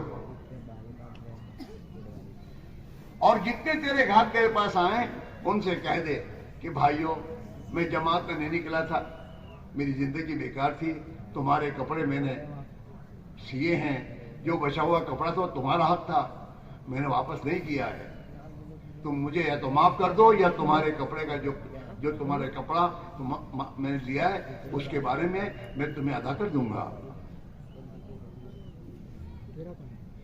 تو اس نے سب کو کہا، جتنوں کو کیا، وہ بہت تعجب میں کہ یہ کیا کہہ رہا ہے۔ انہوں نے کہا کہ ہمیں وہ کپڑا نہیں چاہیے، ہم نے معاف کر دیا، ہم نے معاف کر دیا۔ تو تمام گراہکوں کو سے معاف کروایا۔ جب اس نے معاف کروایا تو لوگوں کو اس کی ایمانداری پر اور یہ ہو گیا، تو گاہک اس کی گاہکی اور بڑھ گئی بیچنے کے لیے۔ یہ اندر کی میں تو کھٹتا ہے جو آدمی کو مجبور کرتا ہے، حرام کاموں سے آدمی کو محنت بچنے کی، آدمی دوسروں کے حقوق ادا کرتا ہے۔ ہاں، اس لیے میرے بھائی میرے عزیز ہو، موت سے پہلے موقع ہے۔ شیطان تمہیں جانے نہیں دے گا، وہ جانتا ہے کہ اگر یہ جماعت میں جائے گا اور سوچ سے ہی گزارے گا تو میری زندگی بھر کی میری محنت بیکار ہو جائے گی۔ یہ توبہ کرے گا اپنی غلط زندگی پر تو میری تو محنت بالکل ضائع جائے گی، اور پھر یہ نیک بن جائے گا اور اللہ کی اطاعت پر لگے گا تو پھر میرے تو ہاتھ سے گیا یہ، تو وہ کبھی اللہ کی راہ میں نکلنے دیتا نہیں، اور نہ نہیں کہتا مت جائیے، وہ سمجھتا ہے کہ نہ کہوں گا تو یہ ماننے کا تو ہے نہیں، تو کیا کہتا ہے، وہ ٹلواتا ہے، ابھی نہیں پھر جانا۔ آدمی کے دل کی حالت ایک رہتی نہیں ہے، ہر وقت آدمی کے دل ایک نہیں ہوتا۔ بعض بات آدمی دین کی اور آخرت کی بات سنتا ہے تو اس کا دل اتنا متاثر ہوتا ہے کہ رونا شروع کر دیتا ہے، دل میں ایک اثر آیا ہے، اور جب دل میں اثر آئے گا تو آدمی فیصلہ کرنے کی کوشش کرتا ہے، تو شیطان اس کو روکنے کے لیے کیا کہتا ہے، ابھی نہیں پھر جانا۔ جو ابھی دل میں ایک بات اللہ کی طرف سے آئی تھی اور اس نے فیصلہ نہیں کیا اور شیطان کی بات پر میں تو تیار نہیں ہوا، تو پھر آئندہ بھی میرے دوستو یہ اس سے ٹلواتا ہی رہے گا۔ شیطان کی مثال ایسی جیسے کتے کو کسی کے گھر میں داخل ہونے کا ایک راستہ مل جاتا ہے تو اسی راستے سے کتا گھستا رہتا ہے اور کھاتا رہتا ہے، راستہ مل گیا اس کو۔ شیطان کو راستہ مل گیا ٹالنے کا، کہ ابھی بھی ٹلوائے گا، پھر آئندہ بھی کہے گا آئندہ دیکھوں گا، پھر دیکھوں گا، اسی میں اس کو ٹلوا کے موت تک پہنچا دیتا ہے۔ اور جب آدمی اللہ کے وعدوں پر یقین کر کے فیصلہ کرتا ہے تو پھر اللہ کی مدد اس کے ساتھ شامل حال ہو کر اللہ کے لیے اس محنت میں لگنا آسان ہو جاتا ہے۔ اور پھر جب میں دوستوں محنت ہے، ایمان کی محنت کرو گے تو ایمان ملے گا، دین کی محنت کرو گے دین ملے گا، مال کی محنت کرو گے مال ملے گا، ڈگری کی محنت کرو گے ڈگری ملے گی۔ جس چیز کی محنت کرو گے اللہ تمہیں وہ دے گا۔ جب نبی والی زندگی لانے کی محنت کرو گے تو اللہ تعالیٰ اس محنت پر ہمیں اور آپ کو نبی والی زندگی، نبی والا فکر، نبی والا درد، نبی والی راتوں کو رونے کی میرے دوستوں صفت اور نبی والے اخلاق ہمیں اللہ دے گا جب اس محنت میں لگیں گے، اس محنت سے ملے گا یہ۔ اس میرے بھائی میرے عزیزو، اجتماع ایک موقع ہے، عید آتی ہے نا تو عید کا ایک موقع ہوتا ہے، اس موقع پر غریب بھی اپنے گھر میں نئے کپڑے سلاتا ہے اور عید کے دن شیر خرما وہ بھی بناتا ہے، موقع ہے۔ عید کو چھوڑ کر پھر دوسرے دنوں میں نہیں کر پاتا کہ نہیں بھیا کہاں سے لانا، تو موقع ہوتے ہیں جن موقعوں پر اس کام کا کرنا آسان ہوتا ہے۔ اجتماع ایک موقع ہوتا ہے، لوگوں کی دعائیں ہوتی ہیں، بیت اللہ پر لوگ پہنچے ہوں گے، انہوں نے دعا کی ہوگی اللہ تیرے راستے میں جن بندوں نے نکلنے کا ارادہ کیا ان کے لیے تو آسان کر دے، ان کی دعائیں ساتھ ہوتی ہیں، اور اللہ کی مدد واقعوں پر میرے دوستو یقین کر کے آدمی قدم اٹھاتا ہے تو اللہ اس کی مدد کر کے آسان کر دیتا ہے۔ جناب رسول اللہ صلی اللہ علیہ وسلم نے فرمایا ان لربکم فی الدہر نفحات فتعرضوا لها، اللہ کی طرف سے بندے کو موقع دیے جاتے ہیں. ایسے موقع پر آدمی کو چاہیے اپنے آپ کو آگے بڑھائے, پیچھے ہٹ نہ کرے, موقع کو غریب میں سمجھ لے. اس میرے بھائی میرے جی آپ ہزار سے ہماری گزارش ہے, 4 مہینے مانگے جاتے ہیں آپ سے. کیوں مانگے جاتے ہیں؟ 4 مہینوں میں خدا نے تاثیر رکھی ہے کہ آدمی ایک ایمان کے ماحول میں جب 4 مہینے صحیح گزارتا ہے تو اس 4 مہینے کے گزارنے کے نتیجے میں اللہ اس کے رخ کو صحیح کرتا ہے. کتابوں میں آتا ہے کہ جب آدمی ماں کے رحم میں حمل قرار پاتا ہے, جب حمل قرار پاتا ہے تو 40 دن ایک چلہ گزرتا ہے تو وہ پانی کا نطفہ خون بنتا ہے, حالات بدلتے ہیں.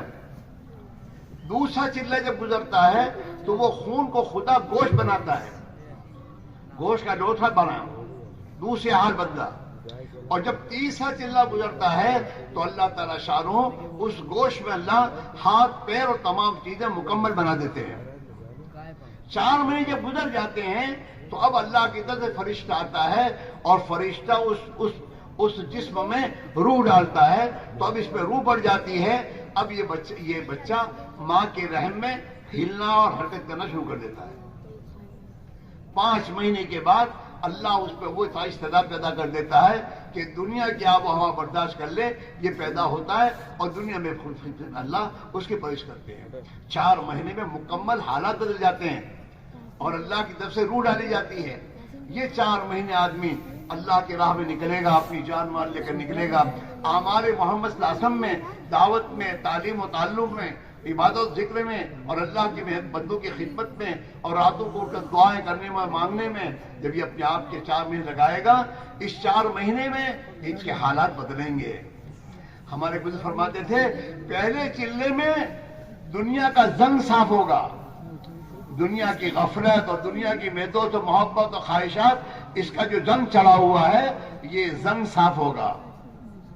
اور دوسرے چلے میں تیری زندگی میں سنت کا رنگ چڑھے گا, نبی والی زندگی کی, سنت والی زندگی کا رنگ یہ چڑھے گا دوسرے چلے میں. اور تیسرا چلہ جب گزارے گا تو اللہ تجھے دعوت کی محنت کا ڈھنگ سکھا دیں گے کہ مجھے دعوت کی محنت کیسے کرنا. یہ 3 چلوں میں میرے بھائیوں آدمی کی زندگی کا ایک رخ بدل پڑتا ہے, دنیا سے آخرت کی طرف, چیزوں سے اعمال کی طرف. ہاں یہ میرے دوستوں 4 مہینے میں اس کی ایک تاثیر ہے میرے بھائیوں. اور حضرات صحابہ رضی اللہ عنہ کی زندگی میں یہ ملتا ہے کہ صحابہ ہر سال اللہ کے راستے کی نقل و حرکت میں جماعتوں میں اپنے اوقات لگاتے تھے, جو کم از کم سالانہ 4 مہینے ہوتے تھے. 4 مہینے ایک مرتبہ اگر آدمی لگائے گا پھر بار بار لگائے گا تو بار بار لگانے سے اس کے ایمان میں, اس کے اللہ کے تعلق میں, اللہ کے رسول کی محبت میں اضافہ ہوتا چلا جائے گا. اور جتنا ایمان میں قوت پیدا ہوتی چلی جائے گی اللہ کی اطاعت میں آگے بڑھتا ہی جائے گا, اللہ سے اس کا تعلق بڑھتا ہی جائے گا. اور جتنا اللہ سے تعلق بڑھے گا اتنا یہ اپنے دعاؤں سے کے ذریعے اللہ سے اپنے مسائل کو حل کرتا چلا جائے گا. اللہ کا قرب جتنا ملے گا اس قرب کے بقدر اللہ کیا تمہاری باتوں کی سنوائی ہوگی. ہاں پھر اللہ دعاؤں پر کام بناتے ہیں اور اللہ تعالیٰ ہم سے کام لیں گے میرے بھائیوں. اس لیے میرے بھائی 4 مہینے یہ زیادہ نہیں ہے میرے بھائیوں. 4 مہینے تو آدمی پیر ٹوٹتا تو پیر کو صحیح کرنے میں دواخانہ چابی دے دیتا ہے کہ میرا پیر صحیح ہو جائے. ارے میرے بھائی میرا اللہ سے تعلق صحیح ہو جائے, میرا یقین صحیح ہو جائے, میرے ایمان صحیح بن جائے, میری 24 گھنٹے کی زندگی میرے پیارے آقا صلی اللہ علیہ وسلم کے طریقے پہ میں گزارنے والا بن جاؤں, اتنی بڑی مقصد کے لیے میرے دوستو 4 مہینے کوئی بڑی بات نہیں ہے. 4 مہینے کوئی بڑی بات نہیں ہے. اگر آپ کی عمر 30 سال کی اور آپ جا رہے ہیں تو 30 سال کی عمر میں 4 مہینے اللہ کے دین پر لگا رہے ہو تو 1 سال کے بدلے میں 4 دن ہوئے. 30 سال کی عمر آپ کی ہو گئی, گزر گئی, 1 سال کے بدلے میں 4 دن. 40 سال کی عمر جا رہے ہو تو 1 سال کے بدلے میں 3 دن. 60 سال کی عمر میں جا رہے ہو تو 1 سال کے بدلے میں 2 دن ہوئے, کوئی زیادہ نہیں ہوئے. ہاں اس میرے بھائیوں اور دیکھو آسان تو اللہ ہی کرے گا, اللہ کے آسان کیے بغیر کچھ نہیں ہوگا. آسان تو اللہ ہی کرے گا, لیکن اللہ کے یہاں آسان کرنے کا ضابطہ ہے. جب بندہ دل میں کسی چیز کا فیصلہ کرتا ہے اور اللہ اس کے دل کو دیکھتے ہیں میرے بندے کا دل کا یہ فیصلہ ہے، تو پھر آسمان سے اللہ توفیق کا دروازہ کھولتا ہے، اور جب توفیق کا دروازہ کھل جاتا ہے تو آدمی کے لیے نکلنا آسان ہو جاتا ہے۔ دیکھو تمہارے اندر بہت سے وہ ہیں جو 5 وقت کی نماز کی پابندی نہیں کرتے، لیکن جمعہ کی نماز کی تو پابند ہوں گے۔ ہم آپ سے پوچھتے ہیں انہیں جمعہ کی نماز کی توفیق ملتی ہے اور 5 وقت کی نماز کی توفیق کیوں نہیں ملتی؟ بات سوچنے کی ہے۔ جمعہ کی نماز کی توفیق اللہ کی طرف سے اس لیے مل رہی ہے کہ دل میں جمعہ کی نماز کا پڑھنے کا فیصلہ کیا ہوا ہے کہ جمعہ کی نماز تو کسی حال میں نہیں چھوڑوں گا۔ اگر آپ کسی مسلمان کو جمعہ کے دن نماز پڑھتے نکلے، جمعہ کی نماز پڑھ کے نکل رہا ہو، اتنا پوچھو بھائی ابراہیم آئندہ جمعہ کو نماز پڑھو گے، تو وہ زیادہ رک جائے گا۔ کیوں پوچھتا ہے یہ؟ اگر یہ دوبارہ کہے گا بھائی جواب تو آپ کی جمعہ نماز پڑھو اوسط میں، تو پھر کہہ کہ کیا پوچھے تو وہ مسلمان نہ تھے،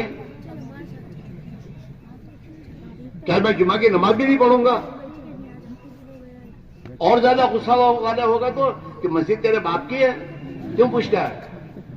یہ ہنسنے کی بات میں نہیں کہہ رہا ہوں، اس کو سمجھو کہ یہ مسلمان اس کے دل میں جمعہ کی نماز پڑھنے کا پھر دوستو پکا ارادہ اور اندر فیصلہ کیے ہوئے ہے، تو اللہ اسے جمعہ کے دن اگر باہر بھی ہوتا ہے، بمبئی بھی گیا ہوگا تو وہاں بھی خدا توفیق دیتا ہے، وہاں مسجد ڈھونڈ کر وہاں جمعہ کی نماز پڑھنے جاتا ہے، وہ وہاں سے توفیق ملی ہے۔ تمہارے محلوں میں جمعہ کی نماز پڑھنے والے لوگ تم سے پہلے مسجد میں دکھتے ہیں، ان کو مسجد میں کون لاتا ہے اور توفیق کون دیتا ہے؟ کہ اللہ دے رہا ہے۔ کیوں؟ کہ اندر کے پکے یہ ہے کہ جمعہ کی نماز تو پڑھوں گا۔ ایسے ہی میرے دوستو معاف کرنا، آج کے مسلمان نے مسلمان بن کر جینے کا فیصلہ کیا ہی نہیں ہے، اس لیے اسے دین پر چلنا مشکل ہو رہا ہے۔ اللہ کی طرف توفیق نہیں مل رہی ہے۔ توفیق تو اللہ کے صحابہ نے جس دن کلمہ پڑھا اس دن کلمہ پڑھنے کے ساتھ یہ فیصلہ کر چکے تھے کہ اب اللہ کے دین کے لیے جینا ہے اور اللہ کے دین کے لیے جان دینی ہے، اس لیے اللہ نے ان کے لیے جان دینا آسان کر دیا، اللہ کے دین کے میرے فاقے برداشت کرنا آسان کر دیا، اللہ کے دین کے لیے میرے دوستوں اپنا سب کچھ لگانا آسان کر دیا، ہو گیا اور لگا دیا انہوں نے۔ اور ہم نے ابھی تک فیصلہ ہی نہیں کیا کہ ہمیں مسلمان بن کے جینا ہے، مجھے میرے گھر کو مسلمان کا گھر بنانا ہے، مجھے میری دکان کو مسلمان کی دکان بنانا ہے۔ مسلمان جھوٹ نہیں بول سکتا، مسلمان کسی کو دھوکہ نہیں دے سکتا، مسلمان ناپ تول میں کمی نہیں کر سکتا، مسلمان اپنی ایمانداری اور دیانتداری کے ساتھ دنیا میں رہتا ہے۔ یہ میرے دوستو اندر کے فیصلے کے بعد اللہ آسان کرے گا۔ معاف کرنا، تبلیغ میں لگنے والوں نے بھی فیصلہ نہیں کیا کہ میں مسلمان کی زندگی گزاروں، ٹھیک ہے وقت لگا رہے ہیں، لیکن مسلمان بنو، میرے معاملات، میری معاشرت، میرے اخلاق وہ ہوں جو اللہ کے نبی نے مجھے فرمایا۔ جس دن یہ فیصلہ کرے گا مجھے ایسا رہنا ہے، اللہ تعالیٰ اس دن سے اس کے لیے آسان کر دے گا۔ اس لیے بھائیو، ہم اور آپ اجتماع میں آتے ہیں، بات بھی سنتے ہیں، اللہ دل میں ایک بات بھی ڈالتا ہے، لیکن میرے دوستو ہم اپنے انشاءاللہ کہہ کے چھوٹ جاتے ہیں، فیصلہ نہیں کرتے کہ مجھے 4 مہینے جانا ہے، میری آخرت کا مسئلہ ہے، میری موت کا مسئلہ ہے، میرا ایمان بن گیا ہے، میری آخرت بن گیا ہے، اس کے لیے مجھے جانا ہے۔ جب فیصلہ کرو گے اندر سے صحیح کہ کسی حال میں جانا ہے تو اللہ تعالیٰ تمہیں سچا کر دکھائے گا اور اللہ کی طرف توفیق ملے گی، اور اللہ تعالیٰ شانوں میرے دوستو وقت اپنے نبی والی محنت میں، میرے تو کون سی محنت کی بلایا جا رہا ہے تمہیں؟ خاتم الانبیاء والمرسلین حضرت محمد رسول اللہ صلی اللہ علیہ وسلم نے جس محنت میں اپنی جان کو لگایا، مال کو لگایا، اپنے خاندان کو لگایا، اور جس نبی نے 2 مہینوں تک اپنے گھروں میں چولہا نہ جلنا برداشت کیا، اس نبی کی محنت کے لیے کہا جا رہا ہے۔ جب اس نبی والی محنت کو کرو گے اللہ تعالیٰ شانو اس قربانی کو قبول فرما کر وہ زندگی میں دیں گے، وہ برکتیں دیں گے، وہ نبی والی برکتیں اور نبی والی رحمتیں، نبی والی زندگیاں خدا میں دے گا، جو میرے دوست ہمارے گھروں جو زندگیاں آئیں گی اور رحمتیں اور برکتیں لے کر آئیں گی، اور آخرت میں نبی والی محنت کرتے کرتے دنیا سے جائیں گے تو اللہ تعالیٰ شانو اپنے پیارے نبی کے ساتھ ہمارا بھی حفظ فرما دیں گے۔ اتنی بڑی نعمت کے لیے کہہ رہے ہیں میرے دوستو، آج کل میں مت ٹالو، اپنے آپ کو آگے بڑھاؤ، نبی والی محنت کے لیے بڑھاؤ، اور اللہ کے وعدوں پر یقین کرو اور نبی کی دعائیں لو۔ نبی علیہ السلام نے اپنی زندگی میں دعائیں دی ہیں، اللہم انصر من نصر دین محمد صلی اللہ علیہ وسلم، اے اللہ جو دین محمد صلی اللہ علیہ وسلم کی مدد کرے اس کی تو مدد کر۔ نبی کی مقبول دعائیں ہیں اور میرے دوستو نبی کے اور قرآن کے وعدے ہیں، اس پر یقین کر کے قدم اٹھاؤ گے اور ہمت کرو گے، اللہ تعالیٰ اپنی مدد کا ہاتھ بڑھا کر تمہارے لیے آسان کر دے گا۔ اس لیے میرے بھائیوں، ابھی یہ مجمع جیسے آرام سے اطمینان سے بیٹھا ہے، بات کو سن رہا ہے، بیٹھو، بھاگو مت،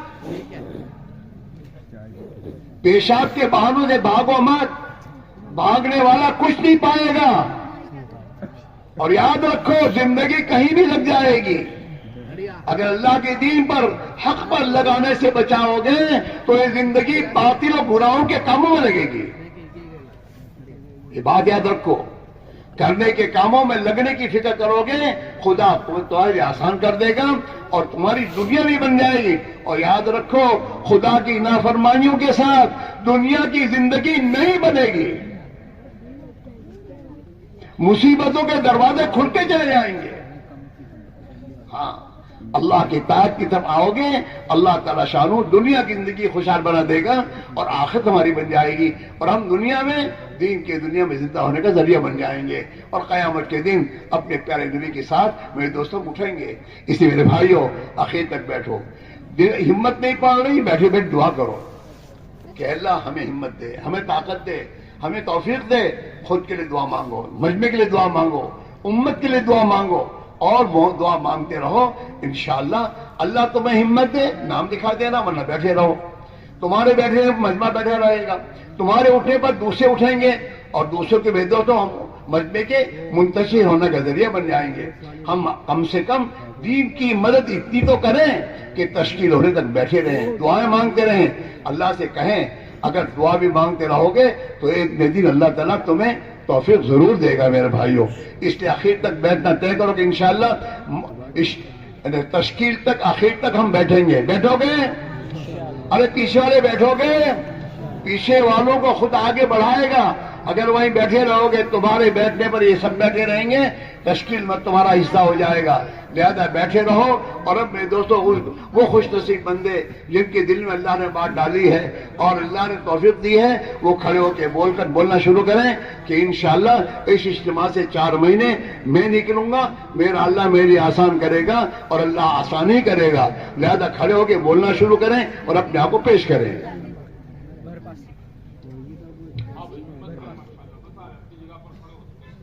بھائی پیار کریں، ماشاءاللہ کھڑے رہو، اللہ قبول، اللہ آسان فرماوا، اللہ ان کی جان میں، مال میں، ایمان میں، اعمال میں، آبرو میں، عزت میں خدا برکت نصیب فرماوے، آمین آمین آمین۔ تو کہو امت کے دین کی محنت کھڑا ہونے کا ذریعہ بن جائے۔ اور شروع کرو، اور کرو ہمت میرے بھائیو، اور کرو ہمت، ماشاءاللہ ماشاءاللہ۔